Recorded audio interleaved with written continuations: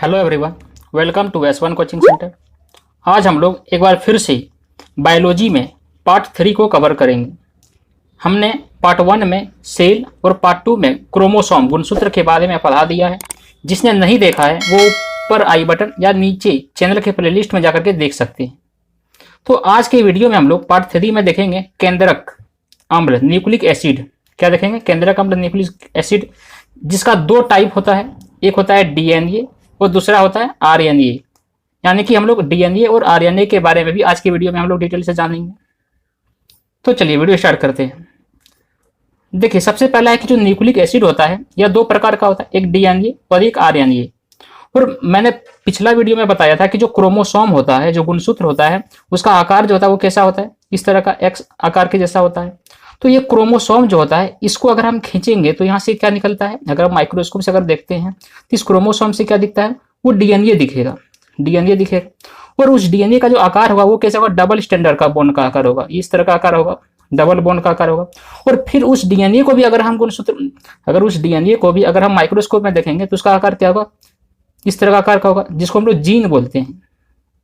क्या बोलते हैं? जीन बोलते हैं। यानी कि क्रोमोसोम से डीएनए और डीएनए से फिर क्या होता है? जीन बनता है।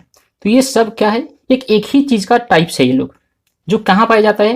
ये पाया जाता है कोशिका के सेल जो होता है, कोशिका जो होता है उसके अंदर जो केंद्रक होता है उसी के अंदर ये पाया जाता है। यानी कि ये कोशिका के अंदर जो केंद्रक होता है, तो केंद्रक के अंदर क्या होता है? क्रोमोसोम होता है, गुणसूत्र होता है। फिर उसके अंदर क्या होता है? डीएनए होता है। फिर उसके अंदर क्या होता है? जीन होता है। तो ये सब पाया जाता है कहाँ पर? एक सेल में पाया जाता है। ठीक है, तो चलिए सबसे पहले देखते हैं हम लोग डीएनए के बारे में। डीएनए क्या है कि भाई यह कोशिका के अंदर पाया जाता है। कोशिका के अंदर कहाँ? केंद्रक में पाया जाता है। फिर माइटोकॉन्ड्रिया में पाया जाता है। और जो प्लांट्स, जो पौधे होते हैं, पौधे का क्लोरोप्लास्ट में भी पाया जाता है। क्या? तो डीएनए। फिर कि इसके श्रृंखला को पॉलीन्यूक्लियोटाइड्स कहते हैं। जो इसका श्रृंखला होता है, जो इस तरह का आकार का होता है, ये क्या? डीएनए। तो ये जो श्रृंखला होता है इसको क्या बोलते हैं हम लोग? पॉलीन्यूक्लियोटाइड्स बोलते हैं। क्या? पॉलीन्यूक्लियोटाइड्स बोलते हैं। और फिर ये जो पॉलीन्यूक्लियोटाइड्स होता है ये दो प्रकार का होता है। पॉलीन्यूक्लियोटाइड्स क्या होता है? ये दो प्रकार का होता है। एक होता है न्यूक्लियोसाइड, दूसरा होता है फॉस्फेट। क्यों? क्योंकि इसमें फॉस्फेट तत्व पाया जाता है, इसलिए फॉस्फोरस से फॉस्फेट तत्व। तो ये दो प्रकार का होता है, न्यूक्लियोसाइड और फॉस्फेट। फिर उसके बाद जो है न्यूक्लियोसाइड। फिर न्यूक्लियोसाइड जो होता है वो दो प्रकार का होता है, एक शुगर और एक नाइट्रोजन बेस। एक शुगर और एक नाइट्रोजन बेस, जो इसमें क्षार के रूप में ये पाया जाता है, नाइट्रोजन बेस। फिर वो जो शुगर होता है न्यूक्लियोसाइड में, वो क्या था? वो भी दो प्रकार का होता है। कौन कौन? एक राइबोज और एक डाइऑक्सी राइबोज। एक राइबोज और एक डाइऑक्सी राइबोज होता है। फिर ये जो नाइट्रोजन बेस होता है, जो ये नाइट्रोजन बेस होता है, यह भी दो प्रकार का होता है, एक प्यूरिन, एक पायरिडीन। क्या? एक प्यूरिन और दूसरा पायरिडीन होता है। फिर ये जो प्यूरिडीन होता है, ये प्यूरिडीन भी क्या होता है? दो प्रकार का होता है। प्यूरिडीन दो प्रकार का होता है। कौन कौन? तो एडेनिन और ग्वानिन। एडेनिन और ग्वानिन, जिसको एडेनिन को हम लोग शॉर्ट में क्या बोलते हैं? ए बोलते हैं। और ग्वानिन को शॉर्ट में हम लोग क्या बोलते हैं? जी बोलते हैं। फिर ये जो पेरिडीमिन होता है यह भी दो प्रकार का होता है। ये जो प्यूरिन दो प्रकार का था, कौन कौन? एडेनिन और ग्वानिन। फिर उसी प्रकार पेरिडीमिन जो होता है यह भी दो प्रकार का होता है। एक होता है साइटोकाइनिन और दूसरा थाइमिन। साइटोकाइनिन और दूसरा क्या? थाइमिन। अब देखिए कि जो ये डीएनए की जो एक टर्म होता है, जो डीएनए का एक टर्म होता है, जैसे कि ये जो डीएनए है ये वाला, तो इसका जो एक टर्म होता है, पूरा एक टर्म जो होता है, इसका एक फेरा की लंबाई कितना होता है? तो 34 एंगस्ट्रम होता है। कितना? तो 34 एंगस्ट्रम होता है। उसके बाद डीएनए के एक टर्म में 10 न्यूक्लियोटाइड होता है। फिर डीएनए का जो एक टर्म होता है, जैसे कि ये जो एक टर्म होता है, इसमें क्या होता है? तो 10 न्यूक्लियोटाइड होता है। इसमें कितना? 10 न्यूक्लियोटाइड्स होता है एक टर्म में। फिर है कि डीएनए की संरचना, जो डीएनए की संरचना होता है वो कैसा होता है? तो भाई डबल स्टैंडर्ड का होता है। कैसा होता है? तो डबल स्टैंडर्ड का संरचना होता है इसका। जिसका खोज किसने किया था? जिसका खोज किया था वाटसन और क्रिक ने। किसने किया था? वाटसन और क्रिक ने। डबल स्टैंडर्ड डीएनए की डबल स्टैंडर्ड संरचना की खोज किसने किया था? तो वाटसन और क्रिक ने किया था। फिर है कि एडेनाइन और थाइमिन। एडेनाइन और थाइमिन में क्या होता है कि डबल बॉन्ड पाया जाता है। एडेनाइन और थाइमिन में डबल हाइड्रोजन बॉन्ड पाया जाता है। तो इसको शॉर्ट में क्या लिखते हैं? ये डबल बॉन्ड क्या? टी। अरे जो एडेनाइन और थाइमिन जो होता है ये अलग अलग का प्रकार होता है। जैसे एडेनाइन किसका होता है? तो एडेनाइन होता है किसका? प्यूरिन का टाइप्स। एडेनाइन जो होता है किसका होता है? तो होता है प्यूरिन का टाइप्स होता है। और थाइमिन जो होता है पैराडिमिन के प्रकार। तो ये दोनों आपस में क्या था? डबल बॉन्ड बनाता है। कौन कौन, तो एडेनाइन और थाइमिन, ये डबल बॉन्ड बनाता है। उसके बाद क्या है, ग्वानिन, ग्वानिन और साइटोसाइन, तो ग्वानिन और साइटोकाइनिन जो होता है ये क्या होता है, ये ट्रिपल बॉन्ड बनाता है। जी ट्रिपल बॉन्ड क्या, सी यानी कि ग्वानिन और क्या साइटोकाइनिन, ये ट्रिपल हाइड्रोजन बॉन्ड बनाता है।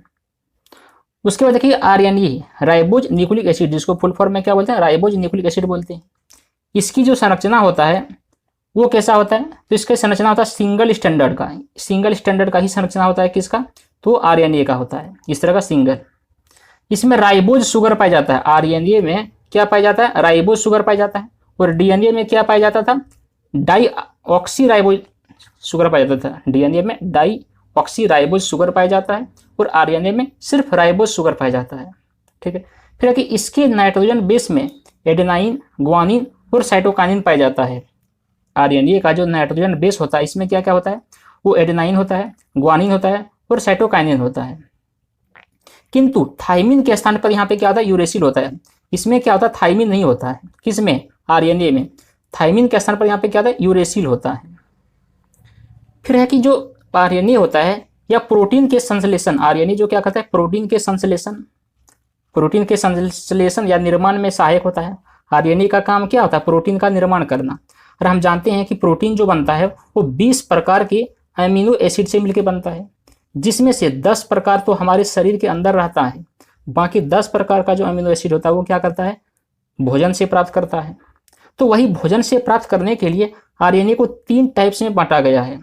एक mRNA जिसका मतलब होता है मैसेंजर आरएनए, एक होता है tRNA जिसका मतलब होता है ट्रांसफर आरएनए, और तीसरा होता है rRNA जिसका मतलब होता है राइबोज आरएनए। ठीक है, तो देखिए सबसे पहले मैसेंजर आरएनए, मैसेंजर आरएनए का क्या काम होता है, यह दिखता है कि कोई भी जो भोजन हम लोग करते हैं उसमें से जो प्रोटीन आ रहा है या नहीं आ रहा है, उसमें कौन सा प्रोटीन है, कौन सा कार्बोहाइड्रेट है, तो वो प्रोटीन की पहचान करने का काम करता है कौन, mRNA, मैसेंजर आरएनए, ये पहचान करने का काम करता है। और उन्हें एक क्रम में क्या करता है, उसको सजा के रखता है। और फिर ये, क्योंकि ये क्या होता है, आगे पर टुकुर टुकुर करके देखते रहता है, ये एकदम टुकुर टुकुर करके देखते रहता है कि कौन कौन एसिड है, फटाफट उसको पहचान कर लेता है और उसको तुरंत tRNA के पास भेज देता है। टी मैंने क्या, ट्रांसफर, ट्रांसफर करने के लिए लो जाओ तुम इसको, ट्रांसफर करके इसको ले जाओ। फिर tRNA आता है, फिर tRNA क्या करता है, उसको ट्रांसफर करके ले जाता है और फिर उसको एमिनो एसिड का परिवहन करके क्या होता है, राइबोज तक ले जाता है वो। और फिर राइबोज का काम क्या करता है, लास्ट में वो प्रोटीन का निर्माण जाके कर देता है फाइनली। तो ये तीनों का काम अलग अलग है। फिर है कि डीएनए से आरएनए का बनना, अगर हम डीएनए से आरएनए को अगर बनाएंगे तो वो क्या कहलाएगा, ट्रांसक्रिप्शन कहलाता है। डीएनए से आरएनए का बनना ट्रांसक्रिप्शन। फिर वही टू अगर हम आरएनए से डीएनए बना देंगे, उल्टा डीएनए से आरएनए तो ट्रांसक्रिप्शन, लेकिन अगर आरएनए से डीएनए बनाएंगे तो वो रिवर्स ट्रांसक्रिप्शन कहलाएगा, क्योंकि पलट जाएगा। और फिर अगर हम आरएनए से प्रोटीन बनाएंगे, अगर हम आरएनए से प्रोटीन बनाएंगे तो क्या कहलाएगा, वो ट्रांसलेशन कहलाएगा। और फिर अगर डीएनए से डीएनए ही बना देंगे तो वो रेप्लिकेशन कहलाता है। डीएनए से डीएनए बनना रेप्लिकेशन। तो अब यहाँ शॉर्ट में देख सकते हैं कि डीएनए से डीएनए बन जाना रेप्लिकेशन कहलाएगा, और डीएनए से आरएनए बनना ट्रांसक्रिप्शन कहलाएगा, और आरएनए से प्रोटीन बनना वो ट्रांसलेशन कहलाता है।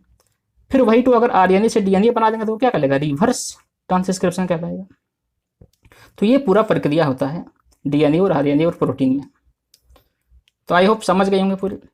चलिए अगले वीडियो में हम लोग सेल कोशिका का विभाजन के बारे में पढ़ेंगे। तो अब वीडियो को अगर पहली बार देख रहे हैं मेरे चैनल पर तो सब्सक्राइब कर लें और बेल आइकन प्रेस कर दें, ताकि जब भी कोई वीडियो मैं अपलोड करूं तो उसका नोटिफिकेशन सबसे पहले आप तक पहुंचे। तो चलिए मिलते हैं अगले टाइप के वीडियो में। आज के लिए इतना ही। Thank you for watching.